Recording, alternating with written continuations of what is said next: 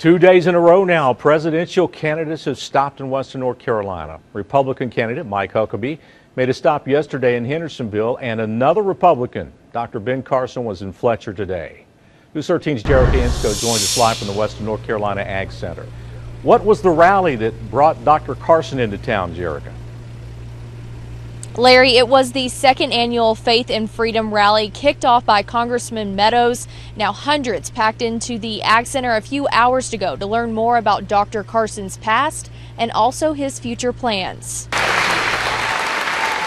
It's often that presidential candidates venture into North Carolina, but not this far west. Congressman Mark Meadows brought two to the mountains in a 24-hour period, Mike Huckabee and Dr. Ben Carson, both conservative Republicans. But I think a lot of times a number of candidates would stop in either Raleigh or Charlotte and not come to Asheville in those parts west. And so it really shows just an emphasis on them trying to reach the grassroots population and making sure that their message resonates with folks that you and I may call neighbors and friends. Huckabee made a pit stop in Hendersonville to shake hands with potential voters, but also to support Congressman Meadows. He knew how the people of his district believed and felt.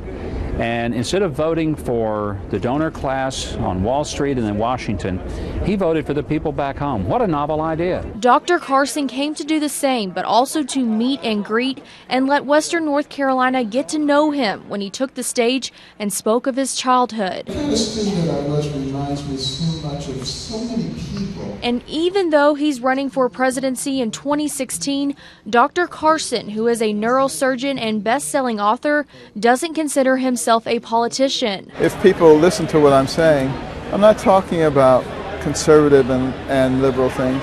I'm not talking about Democrat and Republican things.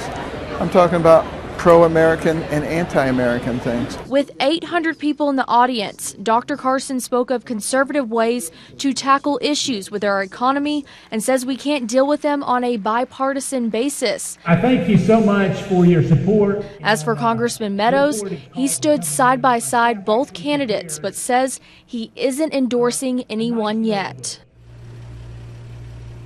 Dr. Carson says this wasn't his first time in Asheville, but it was his first time actually getting to meet and greet the people of this area. Reporting live in Fletcher, Jerica Insco, News 13.